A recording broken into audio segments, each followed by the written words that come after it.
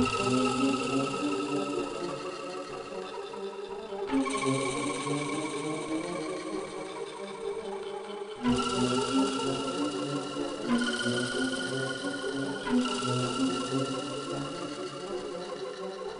pillars.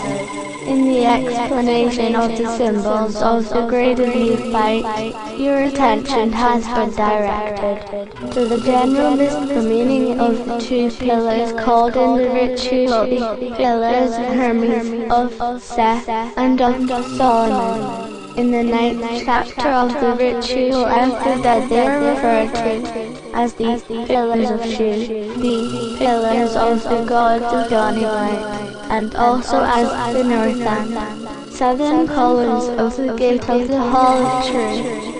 In the 125th chapter, they are represented by the sacred gateway, the door to which the aspirant is brought when he has completed the negative confession.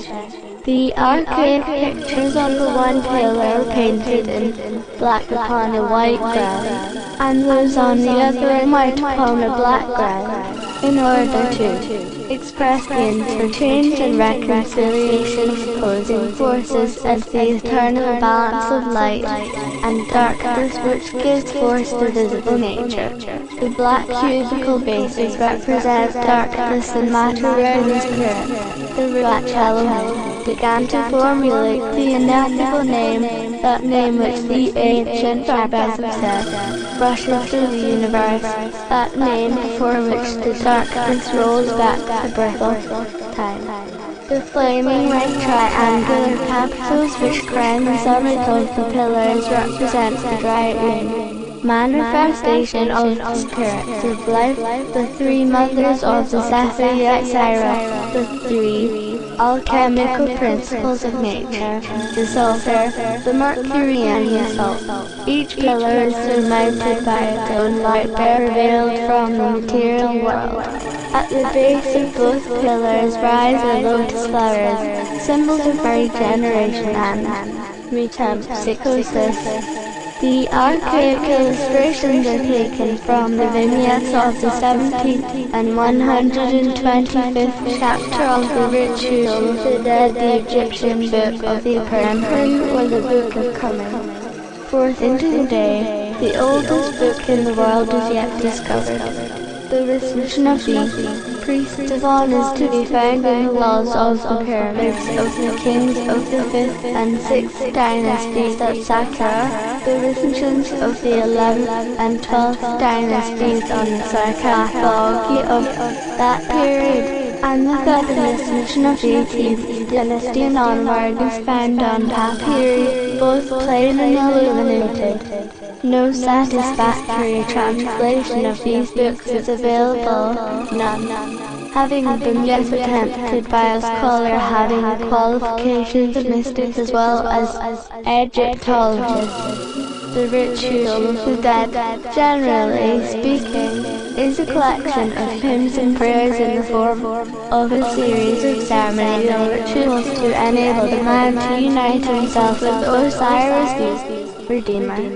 After this union, he is no longer called the man, but Osiris with whom he is now symbolically identified, that they also may be one of us, says the Christ of the New Testament.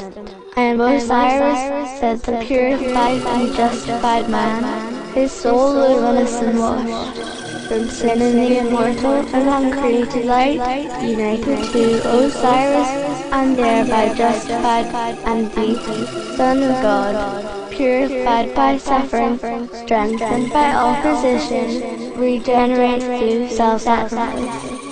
Such is the subject of the great Egyptian ritual. The 17th chapter of the third edition consists of a very ancient text with several commentaries, also extremely old, and some prayers, none of which come into the scheme of the original text.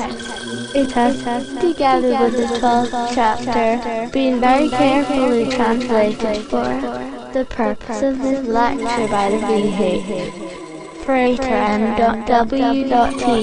and the VH. Sora S.S.E.D has made many valuable suggestions with regard to the interpretation.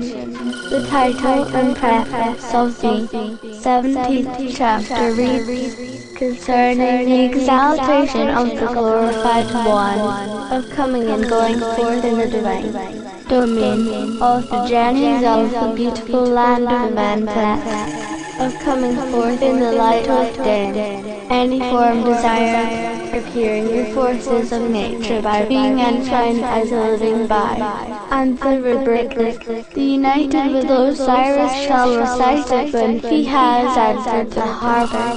May glorious things be done thereby upon earth. May all the words of the adept be fulfilled, owing to the complex use of symbols. The ritual translation of the chapter can only be understood by perpetual reference to the ancient Egyptian commentary, and therefore the following paraphrase has been put together to convey to modern minds as nearly as possible the ideas conceived by the old Egyptians in this glorious triumphal song of the soul of man, made one with Osiris, the Redeemer.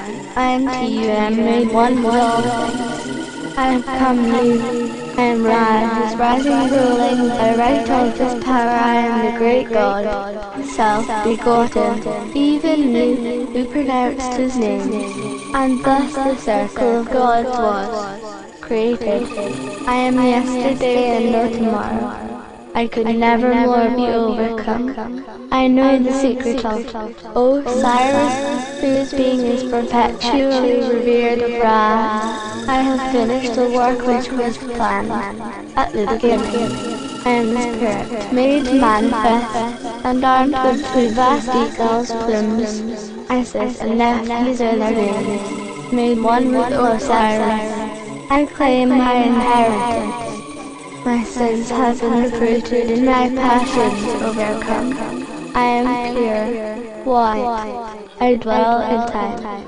I live through eternity, when initiates make offering to thee, everlasting God.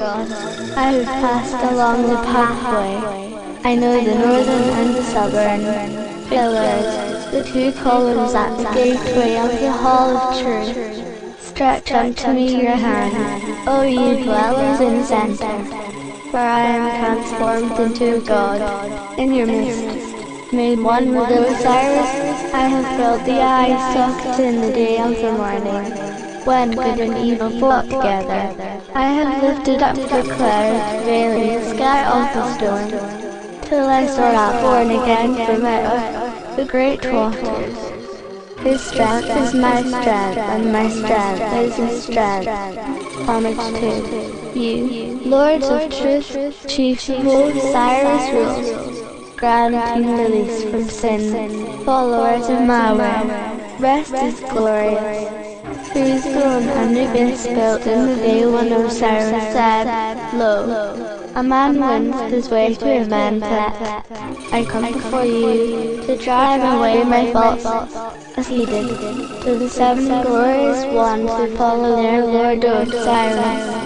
I am its creative earth and sun, between the two pillars of flame. I am Ra when he fought beneath the Ashad tree, destroying the enemies of the ancient of days.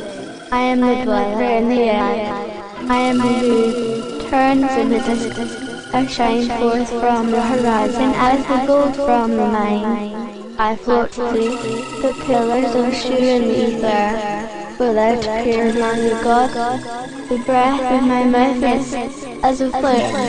I light upon the earth with my glory. I cannot gaze on my dark beams as they reach through the heavens in the cockle with tongues of flame. I am strong upon earth with the strength of Ra. I have come into harbors Osiris made perfect. Let priestly offerings be made to me as one in the train of the ancient of days. I brood as the divine spirit. I move in the firmness of my strength. I undulate as the waves that vibrate through eternity. Osiris has been claimed for the cremation and ordained to rule among the gods.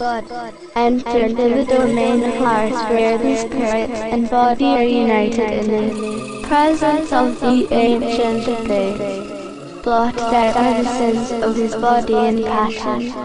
He has passed the eternal gate and has received the New Year feast of incense at the marriage of earth with heaven. Tom has built his bridal chamber. Margaret has founded his shrine. The procession is completed. Horus has purified, Seth has consecrated, Shu, one with Osiris, has entered his heritage. As he has entered the kingdom to completed union with the invisible. Thy bride, Osiris, is Isis, who mourned thee when she found thee slain. And Isis, thou art born again, from nephews is thy nourishment. They cleanse thee of thy heavenly birth, useless upon thee, our door is ready at thy hand. And their arms shall uphold thee for millions of years. Initiates surround thee when enemies are cast down. The powers of darkness are destroyed. The companions of thy joys are with thee. Thy victories in the battle await their rewards in the pillar. The forces of nature obey thee. Thy power is exceeding great.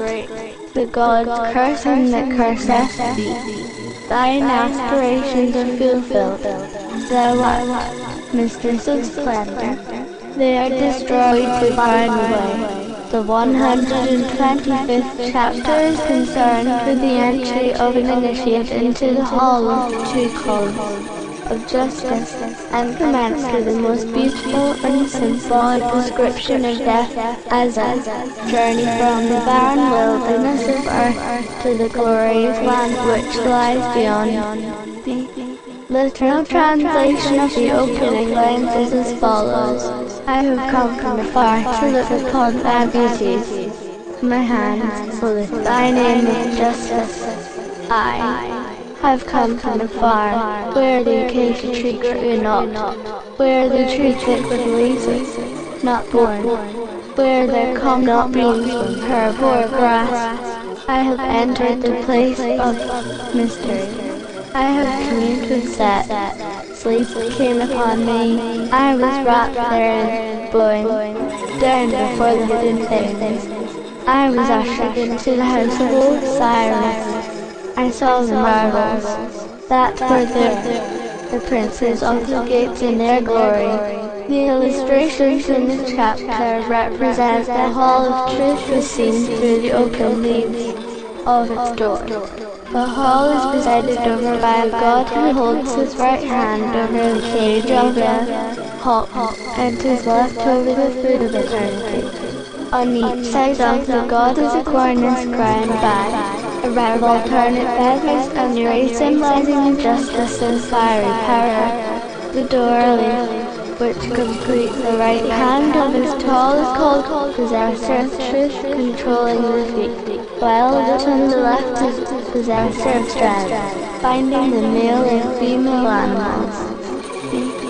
42 judges of the dead are represented seated in a long row, and each of them has to be named, and the sin over which he presided has been denied.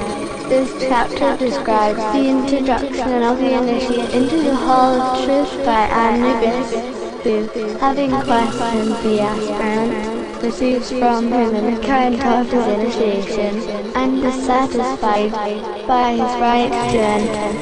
He states that he has been taken into the antechamber of the temple, and is stripped and blindfolded. He had to grope for the entrance of the hall, and having found that he was recalled and anointed in the presence of the initiated, he is then asked for the passwords and demands that his soul should be weighed in the great balance of the hall of truth, whereupon Anubis again interrogates him concerning the symbolism of the door of the hall, and his answers being found correct. Anubis says, "Pass on, there no aspect." Among other things, the initiate states that he has been purified 4 times, the same number of times that the neophyte is purified and consecrated in the ceremony of the neophyte. He then makes the long negative confession, stating to each judge in turn that he is innocent of the form of sin over which he judges. Then he invokes the judges to do them justice, and afterwards described as made washed in the washing place of the south, and rested in the north, in the place called Son of the Deliverers, and he becomes the dweller under the olive tree of peace, and he was given a tall flame of fire and the scepter of cloud, and made a lake of it.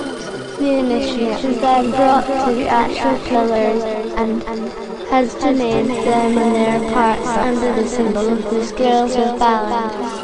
He also has to name the guardian of the gateway who prevents his passage, and when all these are properly stated, the plea of the hall itself cries out against the steps, saying, "Because I am silent, because I am pure," and must know that his aspirations are pure enough and high, enough for him to be allowed to tread upon it. He is then allowed to announce that he is free from all evil, and has overcome the influence of the planet, and says to him, "Who is he whose pylons are of flame, whose walls of living rain, and the flames of whose houses streams of water?" And the initiate replies, "O Cyrus," and it is immediately proclaimed, "The meat shall be from the infinite, and thy drink from the infinite. Thou art able to go forth to the sepulchral beasts on earth, for thou hast overcome."